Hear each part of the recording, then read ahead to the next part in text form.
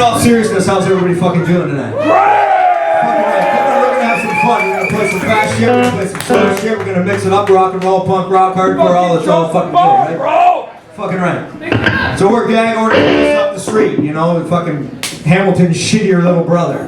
Hey, wait, that's where we're from. Hey, what? You got something to say? Straight out of Hamilton. That guy, he's the only loser from Hamilton. Fuck that, man. We're good. Whenever you're ready, boys.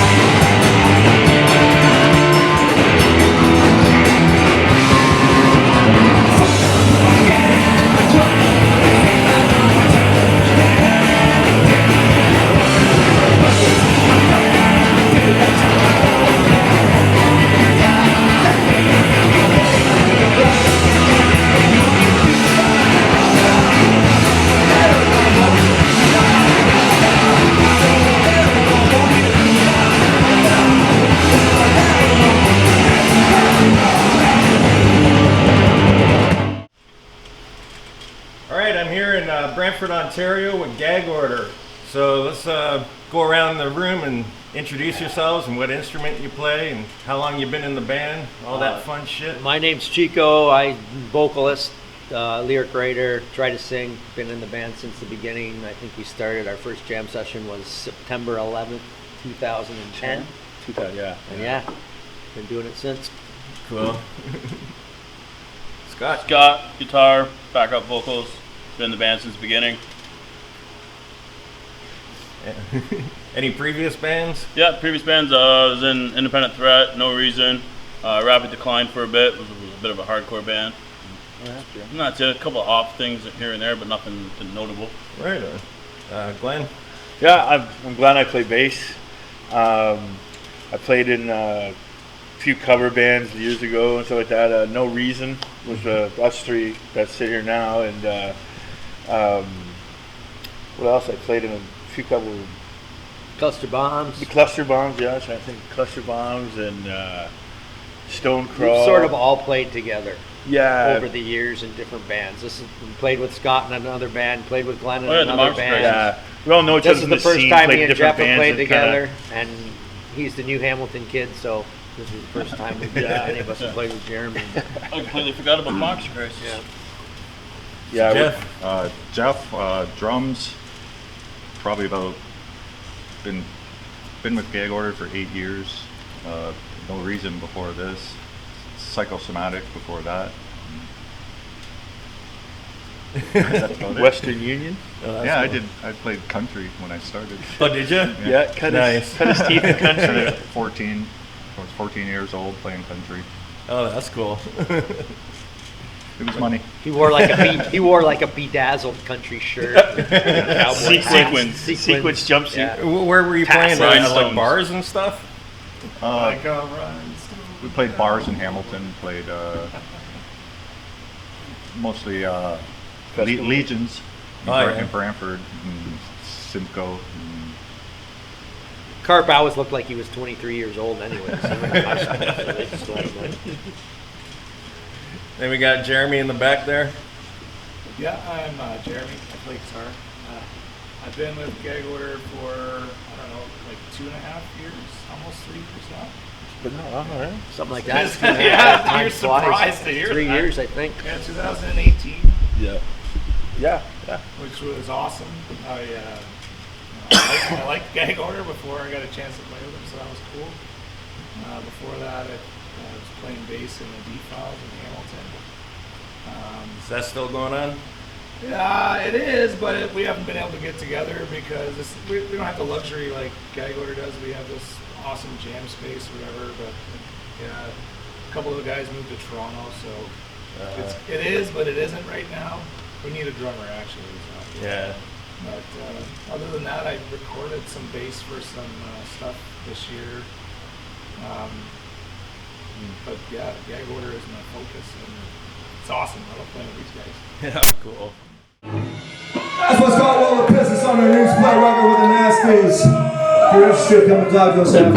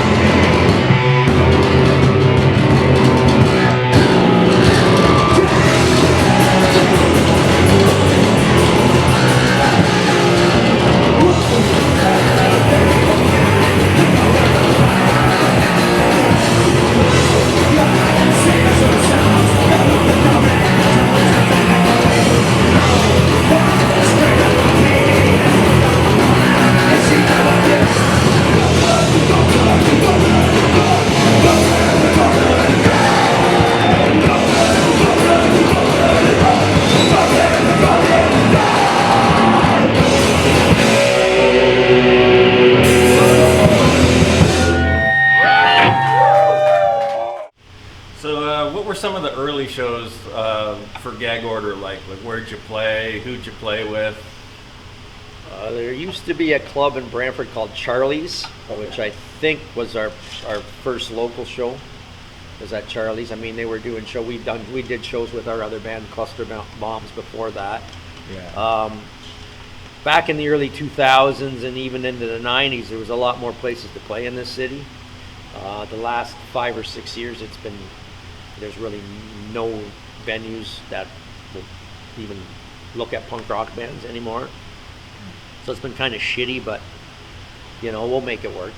We'll see what happens. We'll make something work. Unfortunately, you have that Club Envy, but it's kind of too big for punk bands. Like And rumor has it that it's not even going to last anyways. I mean, that's a lot of the other ones have gone too, right? But what's left? Yeah, I mean, Envy had like a cool stage and a great sound system and all that, but it was a real big room. So unless you could get 300 people in there, it looked empty. So True. It was one of those situations. Fuck Rob Ford, Doug Ford. Fuck all the Fords. Fuck them all. The right wing is getting involved and we better do something about it. Everything is different, right?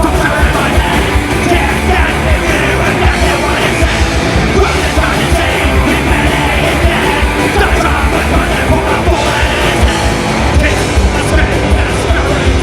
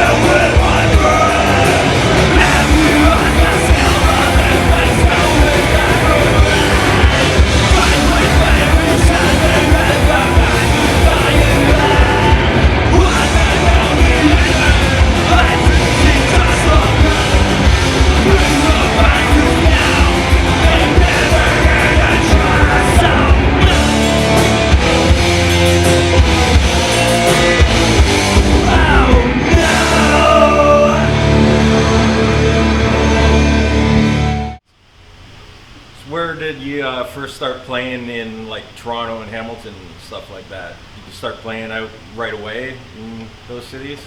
Well, because we were doing it for so long, we had enough contacts and enough friends and enough bands, right? So once we were tight and we were ready to play, the shows kind of just happened. We hooked up with, Random Killing. We hooked up with R.A.M.O.N.E S. We hooked up with a lot of the old bands, Dirty Bird, all the old bands that we knew and became friends with over the years. So it wasn't difficult because we've already sort of been doing it for so long with other bands that we've made enough connections. Yeah. So getting shows was not that difficult, and so it's kind of been good that way. Well, that's cool. Yeah. Did you have any funny incidents at those early shows? Just playing with those bands in front of their crowds can kind of get wild. To be honest, most of the crazy shit happened probably before Gag Order, when we were younger. Yeah. When you were younger, you're a lot more crazier and a lot more stupider shit happened. Turnaround days. There was a lot of stories about the old turnaround club. Charlie's and fucking drunken debaucheries. The big riot that pretty much happened there at the Ford plant. At Ford plant that happened. Oh, there's so much shit. And the honky hall that happened, and there was fights there, and that thing that Mark Caldwell's grandmother had that land Oakland. property in those- Oakland, and all Yeah, those I remember that. asshole rednecks That showed was a up. huge and- rumble. Yeah, there was a lot of shit, but that was kind of before, when you were younger, all Yeah. that kind of stupid shit happened. Yeah. Getting drunk so- and falling off the stage. Times they've been Drinking out of pictures. The gigs have been fun, but not as crazy as things that happened prior. Yeah. Right? You kind of grow up and kind of steer away A from busload of- certain things now. Don't let it turn into Stratford again. Yeah, Stratford, another one. I mean, there was all kinds of shit that happened That was prior great. That was in with different cops. bands and That was various the- shows and crazy shit, but. What's this?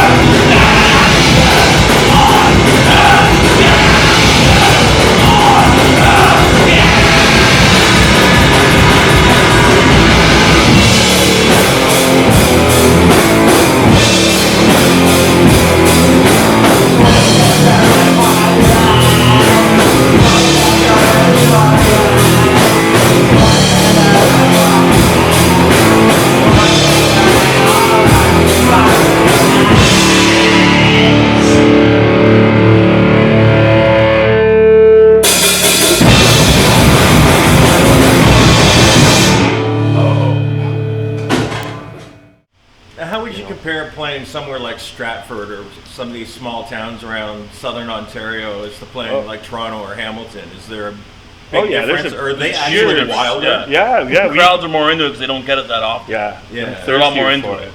Cool. Yeah. Yeah, No Reason used to do a lot of shows like up towards Midland and stuff. Same with Drunken Anger, Midland, and in and around that area. And they would come. People come from like all over, and they'd be like, "This is great. We never see anything like this." It's like, "Well, that's awesome." Yeah, a lot of times you were surprised. House parties, You go play these little places, and you think, who knows if anybody's going to be there? And you show up, and there's like 100 punk rock kids. Nice. It's like, where the fuck did they come from? Yeah. And they're full of piss and vinegar and energy and shit because they don't see it very often. Right? Yeah. So often the small towns are the best towns to play. sure. Right? Usually the cops just let things happen because they know, hey. But then you're gonna again, go home it's you get small town mentality when it comes from the people that live Yeah, there. I mean, there's But- certainly pros and cons with Yeah. it, but for the most part, playing small towns is pretty cool. Nice. Yeah. Whereas, no, sorry, go ahead. Oh, Well, go ahead. If you gotta. No, that's what I say. Just the difference between that and the bigger towns. You know, it's kind of like, I don't know if you could say you're more jaded or something. You can pick and choose when you want to go see a show. It's not like it's like, oh, this is not it as doesn't big a happen deal. all. Yeah, it happens like every And weekend. also bigger towns have their cliques, right? Sure. And you don't really see that so much in a small town. Everybody's there to go out and, you know, if a punk show's happening in a small town, everybody's going. There's no, oh, I'm not supporting that band, or I'm not doing this, or I don't like that guy. They're going to have fun, but in the big cities, there's always that political bullshit, right? Yeah. I don't like this band, or I don't like that guy, or this person did this to me, and blah, blah, blah. Fucking bullshit. Right? So the little towns are always fun, generally fun to play. Nice.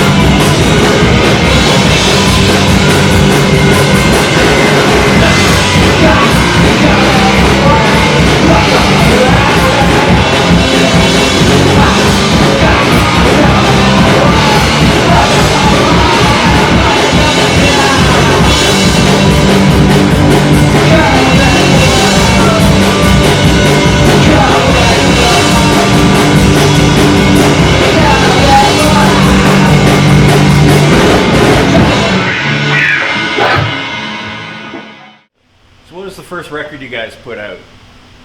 Refuse to be silent. Fuck, The we one put we out did- quite a bit of shit. What we did with right? Ruben, right? Yeah, it was the Refuse to be Silent, Which was a CD, right? and then we did the free six I pack think after that. we recorded 12 songs. 6 of them we actually released on a CD, an actual disc. And then the other 6 we just gave away Yeah. for free. On We called the- it Free Six Pack. Oh yeah. Black Flag rip-off cover. The Black Flag rip-off cover. We love bastardizing too. Work's already done. And then we did a couple split 7-inches after that. Nice. And now we got At what we did a cost? couple Was what, split at 12 what inches. cost? We got up. Yeah, Yeah, we out of actually order. done pretty good as far as Out of order, yeah. releasing shit. We've sort of had a consistent every couple of years. We've had something to put out Yeah. in some format or another. So it's Well, been I'm pretty getting a good. few lineup changes too. Yeah. We had a few drummers kind of till we got Carp. We had 2 other guys there. So, but then once everything fell into place and it was like, you know, motored on. Wrote a lot of stuff. I mean, the good thing with the crew we got here is there doesn't seem to be a lot of ego, right?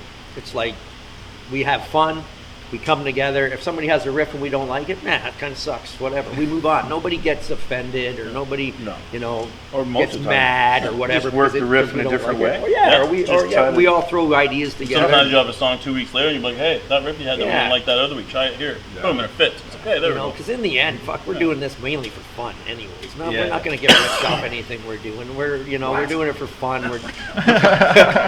We're doing it for a good time, right? So most of us are on the same page. We've been doing it for so long that at this point, it's just kind of what we do, anyways, right? Yeah. So it's like fucking, you know, a lot of Just other love people, doing it. a lot of other people our age, you know, they get their kicks going golfing twice a week or whatever, right? This Yeah. is what we do, right? This is our thing. Yeah.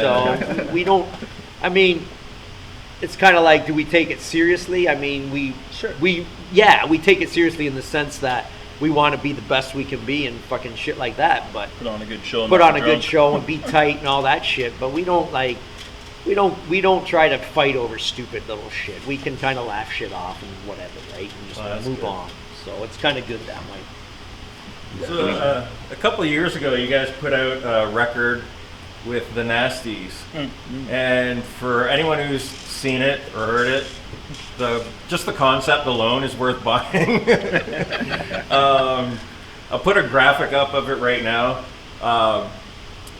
For anyone who knows DC hardcore, they know why it's funny. Could you explain to anyone who doesn't know why this is funny? Well, the story was Jim actually sent me an email, or like a text or whatever, Facebook message or something. Jim from the Nasties. Jim from the Nasties. Player.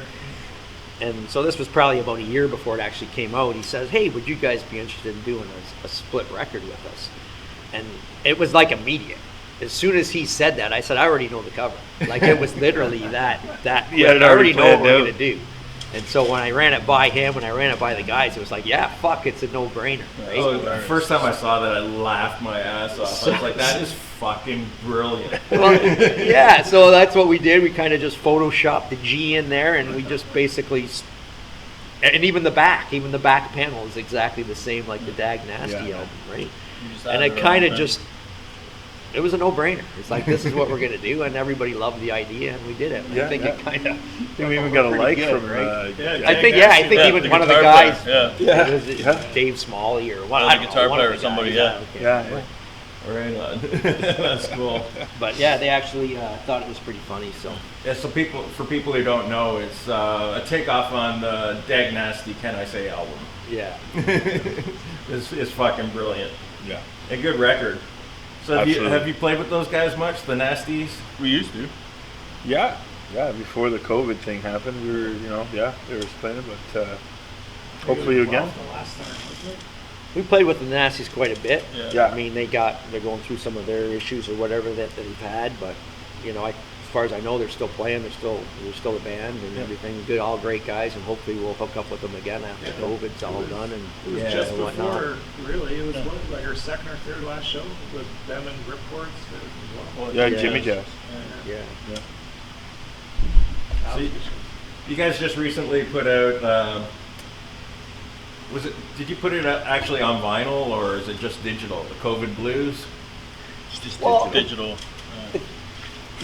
We released 2 songs ourselves Yeah. that we ended up on Spotify, and I don't even know if they actually had come out yet, or they were Spotify was in the process of putting it out, and then the guys from Curse Blessing Records got a hold of us and said, "Listen, we want to digitally release some of your tunes." And we just happened, the 2 songs that were on COVID Blues that we had already put out on Spotify got included, and 3 other tunes got included. Yeah. And that was that. So they were kind of okay with the fact that we had already released 2 of the songs on Spotify. They were okay with that because it was already in the process. But yeah, so it was cool that they reached out and said, "Hey, we want to do this." So there was 5 songs that they digitally released That's cool. online. So, and in fact, who wants to put the good news out there about fucking Curse Blessings? Dude, no. You got some new news? Yeah, they want us to. We're actually in We're the in the midst process. of making songs for putting out about like maybe an album.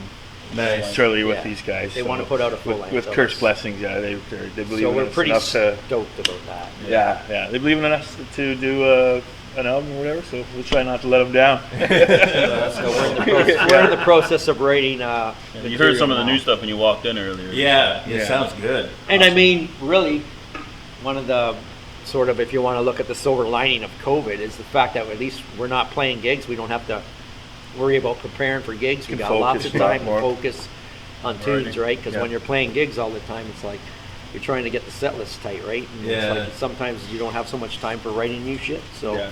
it's kind of worked out for us. I was That's lucky cool. to have this jam spot where it's like in Sure. Brantford, we've been lucky that we haven't been under total lockdown for the whole period like Toronto has been. Yeah, So we've been able to jam sort of between lockdowns. that's cool. So we've been able to keep busy through all this, so it's been good. Nice. So what do you, how do you figure you're going to keep relevant this year we're not like the United States. We're not having shows yet, and we might not have shows this year. So how do you guys plan on dealing with that? Just keep writing, keep recording, keep releasing digital stuff. Try and keep putting stuff out there. Just try and Like stay stay relevant. active in new avenues, right? Like obviously that's like the old way is just not working right now. So you gotta like do like We get Rick. online video. We get Rick to come and take videos. Yeah, and put Rick them on. Henry. People like you coming to take. That's what I'm trying to do, man. Yeah. Yeah, we basically said, like, what are we going to do? We can sit and do nothing for a year or however long it takes for this bullshit to end. So many bands have. And a lot of bands have. Unfortunately, some bands that, their jam spaces have blocked them out or whatever, right? And I feel bad for those bands because they got no avenue to do anything. We've been fortunate. Like I said, we haven't been under total lockdown for the whole period. So in between lockdowns, we've been getting together and we've been doing shit. We actually got into the studio in the summer, right? We recorded like 11 songs. 4 of them got put out. 5 of them got put out digitally by Curse Blessings. And we've just been writing and jamming and keeping shit together, right? We put more shit out on Spotify. We got still more stuff coming out on Spotify. End of the month, some our long sold out 7 inches are coming out on Spotify. So we've just been kind of, doing what we can to keep things going, to keep relevant. Yeah. And we've been fortunate because a lot of bands haven't been able to do that. So. Cool. So we've been lucky. We consider ourselves lucky for sure compared to some of the Just other locked bands. down doesn't mean you can stop creativity. You still like write stuff, right? Like it's just. I can't even imagine not being able to, like the few months that we were kind of sidelined with the lockdown parts. Can't even imagine going this whole time without fucking. Well, and even Jeremy, like he had this great idea where he decided I'm gonna do some online shit, right? And he put together this project called Questionable Gentlemen, which is fantastic. Jeremy, talk about that. That was a pretty good, cool COVID project that he put together. Closer to Jeremy so we can hear him. He's got the low My speakers. Sass Jordan voice. Tell us a sweet story, Jeremy. Okay, can you hold that? Yeah. Just for now. Rick, you're gonna edit all this professionally, right? Yes. Or semi-professionally. Yeah, so like for the time, the time where we couldn't, like the very beginning of the lockdown last year, where nobody was doing anything, we were all kind of like, what the hell is going on? So then I was in some sort of, got some idea where I wanted to just, somebody sent me some drum tracks, and so most people don't have the ability to record digital drums. I don't know how to do that shit, you know what I mean? Like I asked Carp if he could record me some stuff, but he told me to fuck off. And, You wouldn't let me set up at your place. That's right. And it's tough, right? It was so tough to get together. So anyway, Mark Watts from Keeley used to be a Random Killing. He just randomly sent me some shit, and I sent him something back. And then we just did like a whole bunch. We did 15 songs, and it was cool because we got so many. Chico was in 2 songs, and excuse me, and a bunch of other singers were in the songs too, and a couple crazy guitar players like Joe Rico. Sacrifice played on a couple songs, which was insane. Pretty Because cool. I'm just like, are you fucking kidding me? I don't. That's This song that I wrote, are you fucking out of your mind? All right, so it was cool. It was humbling to work with all those guys. You know what I mean? And to be honest, if it wasn't the fact that I was probably in this band, I wouldn't even got to meet those guys that made those networks too. So But what's really cool about it is how it came together. Is nobody ever saw each anybody other. face to face. Yeah. Everything was done Yeah. in your own basement. Cell phones, everything through a cell phone or basements, whatever. I recorded everything on that. Every part that I played was recorded through like this shitty Huawei phone with an iRig. You know what I mean? And a lot of the vocalists was the 2 vocal tracks I did was through a shitty, app. Oh yeah. Singing to my phone. That's what I'm saying. It's got a. So it's amazing Just what you new can do avenues, out there, right? Like we just things that weren't, explored because we could do the other. Now we can't do that. So now these are like, these are the newer ways. It's like it's better than nothing. You find avenues to keep yourself active. Sure, I mean, sure. right? I mean, you can just roll over and do nothing and fucking bitch about shit. Sure, that's easy. Or you can fucking, try to do something. Yeah, We just tried proactive. We tried to do something basically, and hopefully keep doing stuff. That's amazing. All those beers going down, people. It's kind of nice. It's kind of nice to be not, well, who knows, I maybe shouldn't speak too soon, but it's kind of nice to not be treated like little fucking children. A couple adults can't sit here and have a few beers, mind their own business, having some fun. Fuck, North America is so fucking backwards, it's not even funny. We need to take an example of some of those European countries.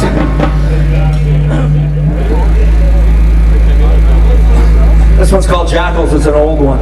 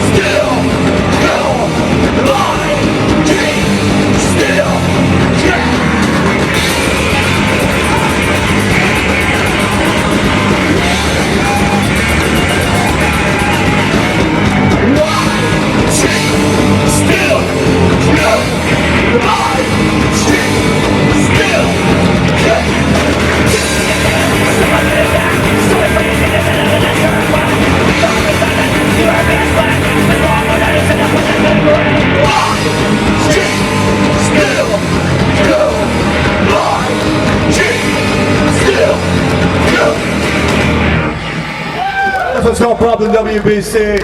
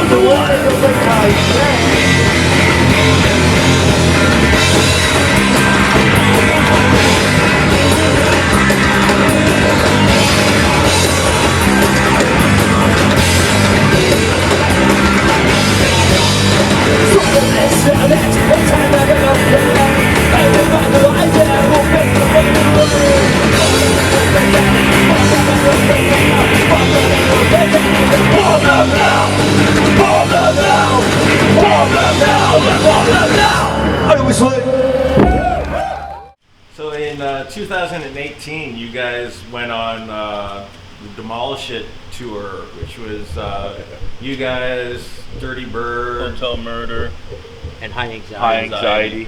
Yeah. and then was it a couple local bands in each A host of town? Well, for all different. yeah. Yeah. So basically, it was James from Dirty Bird that I think did a lot of the He set it up lot of the in groundwork. beginning. So it was He- supposed to be Dirty approached Bird, us, Hotel Murder, and High High Anxiety. And then about 3 weeks before we were supposed to leave,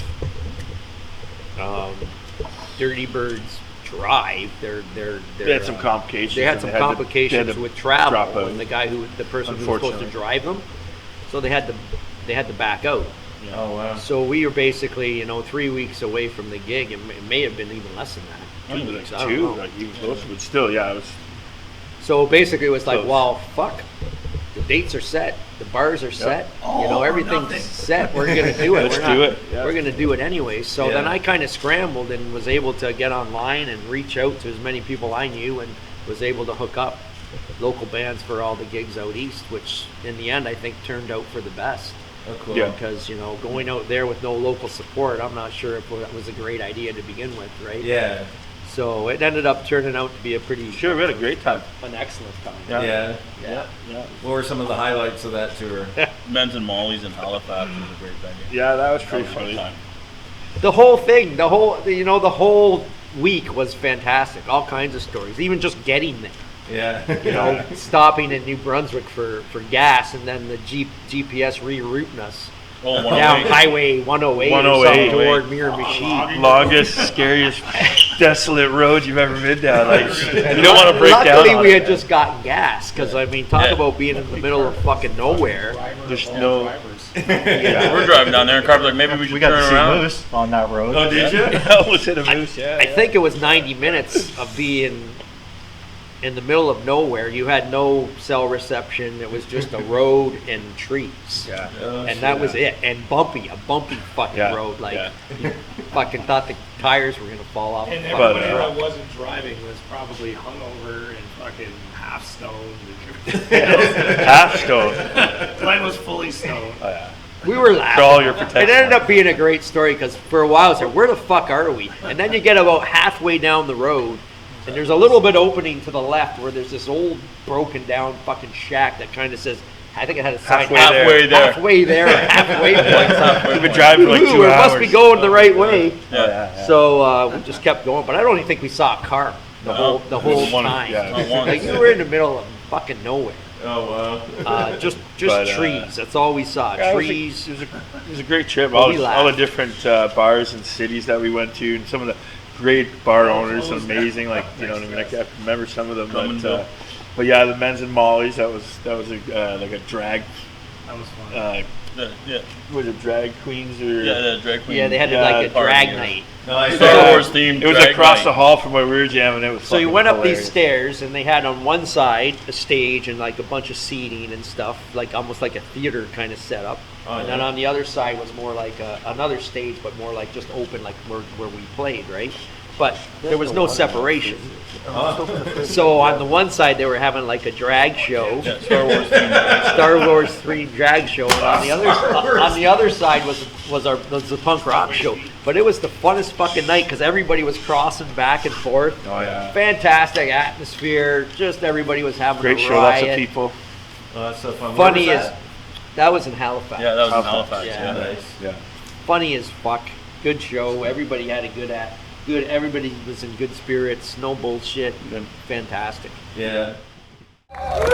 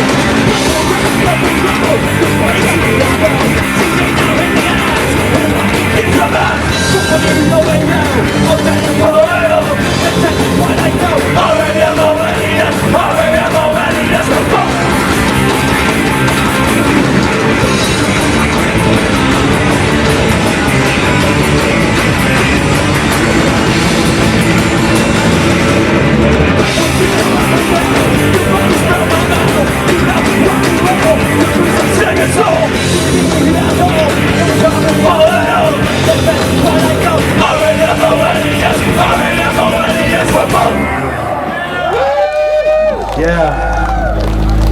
Fuck, you guys having fun yet? It's nice to be down here by the river, playing some loud music for you guys.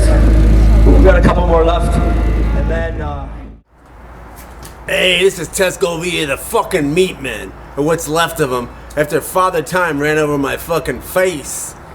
40 years of hard living in the punk rock business has left me watching myself on DVD like this killer 3-hour history of the Meat Man. The untold story of the Meat Man. There's some juicy shit on here. 3 hours of fun from Mr. Punk Rick Video himself up in Hamilton, eh? So check it out, ween bags.